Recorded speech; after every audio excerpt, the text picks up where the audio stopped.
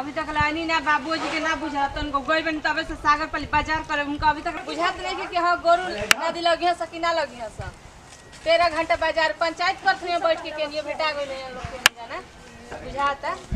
कहीं ना सागर पली भेजनी तो ओजा बाजार से आइलन कबे से कहे नहीं बाबूजी गोरुवारी से पहले चली आइली बाजार बाजार क के तभी उनका बाजारिए होता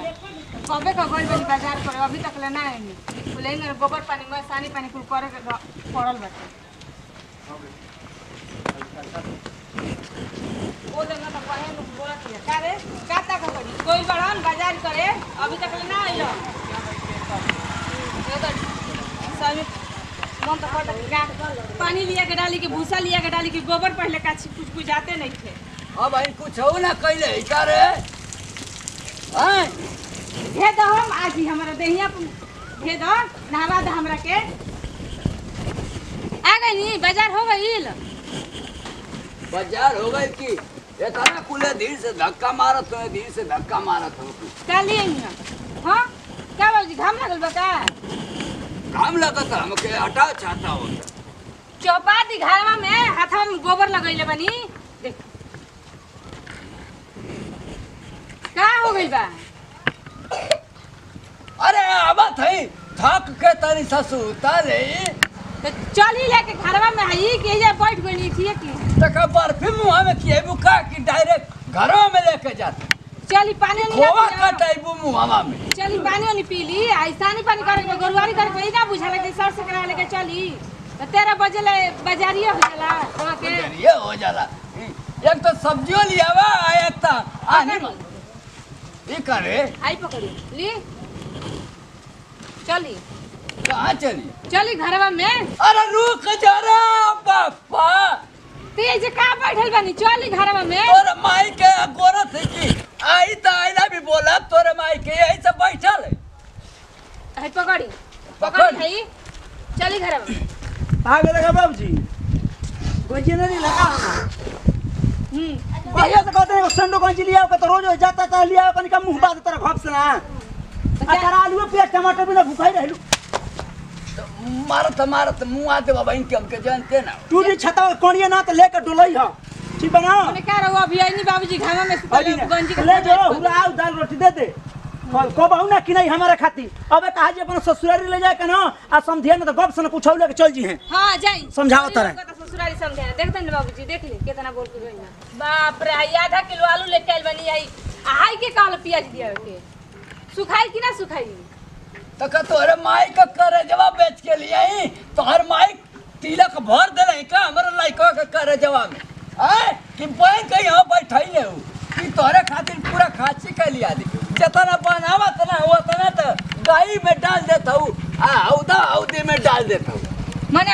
इतना मन को दिन दो दिन पड़ल का मने लगनी कपाट पर मने अभी सब्जी में अन कटाई कर लगनी हैं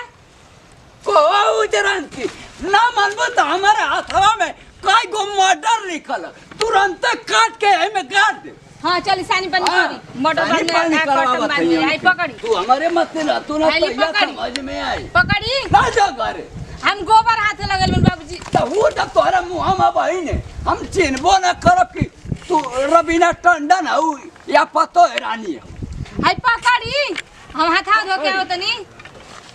चली लेके चली लेके कहां रखे जाती जाई ले जाके घर में रख चुलिया के हैं हम तो डरा गए लेके अपने पीछवा लेके चलबी काम माने पीछा घुमातनी तो का सही में ना तोरा पीछवा घुमो माने 10 बूढ़ा थे 10 बुधिया काम नहीं करत ना नहीं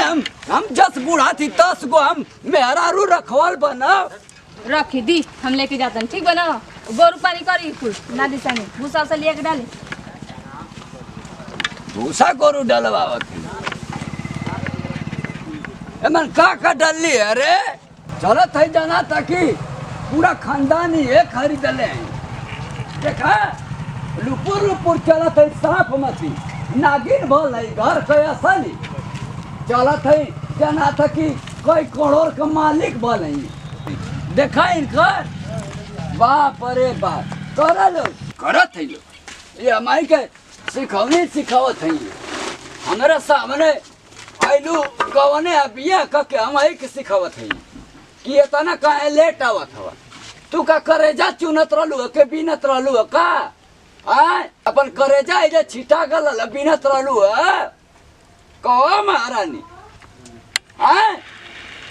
आवाजिया बंद हो गई का खोला मुहवा तो कहता मुहा में दारू शराब पिया पिया के मारे का ओकर बोलते रे बाबूजी हैं का बोलते रे कोनो बोलल कोनो फायदा बा बोलत फायदा की बता आवत है इन्हें कहते कि चला पानी पी डायरेक्ट झोला उठवा दे चला चला चला चला है कहने के मैं बोरिया है को कह देने है चल के भूसा उसवा अंजा अंजा आ जाई त आग लगा दे भूसवा में हमसे का मतलब कबेले मैं बीच बीच के धइनी है कि मन के चल आई बता तो खाली घर में बैठल जा ना एगो हम बैठा तनी एगो बूढ़े जाए तबे तो उनका घर का काम होई ओइसे ना होई हमारे तू खालसा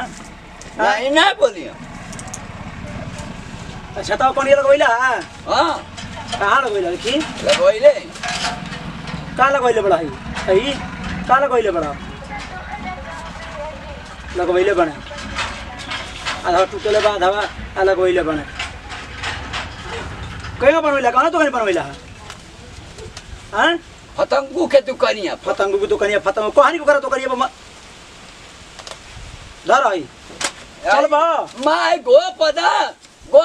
ऐसे का बाबूजी कहाँ है वन कठले बोले ना गोपदा आ जा तोड़ दे हम तोड़ नहीं हां दिमाग खराब कर धइले तो लोग तो तोड़ देला हम चलो ले जाके बनवा लिया चलो उठो हेलो कहाँ गई है रे छोड़ दो तोड़ देला चातो मुंह बनेला धरा चलो जा तोड़ देला चातो अरे लिया नु किन के ना हो तोड़ देला चातो तोड़ देला टंगिया तोड़ देला तोड़ दे टंगिया अनको ठले खालसा बोलेला खालसा केना गई रे करका त मन करता बाबूजी तहार खालसा मुंह देखत न त एकरा के इतना मरती इतना कि उलट जित साफ हम क्या मरता ओकरा कहता नहीं तब मामा हमारे हाथ पे ऐसे खाए लिए कब अच्छा तारे सामने नहीं जे कब से चिल्लाता नहीं आई लिया नहीं ऐसे का चिल्लाता नहीं सब्जी न बनावता नहीं सब्जी बनावत रे आई बे कि सब्जी बनेबे कौन काम बोली ना आ भेजा कौन काम बा रुकी आओ तनी तो के चुम्मा दे बोलावत कान कठले बोलला हो नहीं तो के हटा एती कर दो हटा कुछ सरिया दो भकुयो को सरिया दो हटा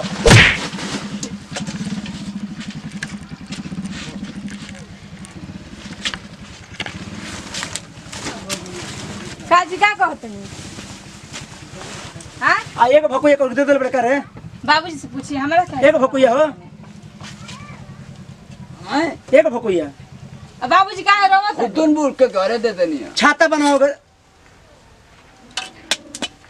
कद हेले बाजार उरिनु दह कद हेलस बाजारी बोली सुनाओ को पाई करवावे खालसा तो बाजारी को नहीं के बनवा ली जैसे हे महारानी जैसे हमार छाता का इंजन उखड़लू ओ का इंजन बेकार कर दा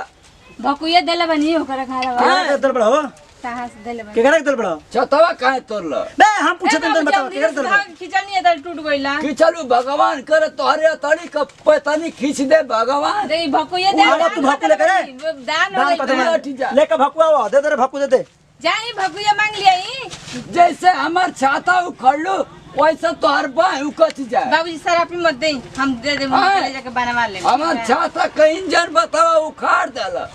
तोहरो इंजन सड़ जाए तोहरे ए, इंजन बाबूजी बेकार सलाह हो मत ना, जाए बनवा तोहरे दे ना। इंजन में आग लगो जाई हाँ। हम बनवा दे जाई कहत न बनवा दे का बनवा दे छता मुआ के दे दे ले जाके बाजार से बनवा काहे बनवाई भी हमार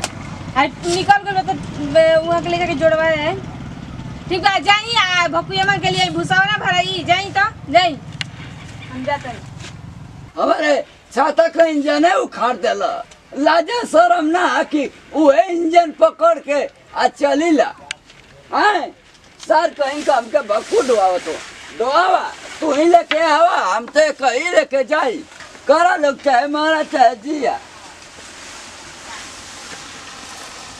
प्रणाम करते हैं गोड़ छुको गोला तो हमरा लोग छोटका लड़का छोटका भाई खेसारी टू बे खास खबर बा कि हमरा संजू फिल्म के सब्सक्राइब करी बेल आइकन बटन में जितना प्यार दुला आशीर्वाद हमरा टीम पर बने भाई यही ते बने कम भैया आई वीडियो बनावे का मकसद संदेश उद्देश्य सिर्फ एगो ही चीज बा कि जे भी बाजार हाटे जाता अपन सर सामान ले आवे के चाहे केहू माने कि गोरू के सामान ले जाता केहू सब्जी ले जाता केहू राशन ले जाता हम तो कम गोरुआरी करे से पहले दुहे से पहले भैया समय पर घरे आ जी ना तो गोरू जानते बड़ी डांग डांग करे लगे बेरा हो जाला दुहे के तो चिल्लाए लगल सगरू तो यह संदेश उद्देश्य बा कि रोस मिल के आई ना कि पतोही के भी ढेर परेशान ना करे चाहिए है बता अब पतोही के भी ना चाहिए कि रोज नया ना फरमाइश करके बाबूजी बाजार जाते तो ले लें लड़के को ही ना चाहिए बाबूजी जाते बाजार तो ले ऐसा कुछ ना हो कि जितना घर में धन बा जितना संपत्ति बा उतने में बन के उतने में सहेज के चले के ताकि हमने के आज से अंत तक ले चल जाए लास्ट तक चल जाए माई बाप को कोनो दिक्कत ना हो के आ एक खुशी के साथ घर भरा रहे भैया तो हम माफी चाहते नहीं जैसे दी ही जब विदाई फिर अगले वीडियो में जी जय हिंद जय भारत जय भोजपुरी समाज।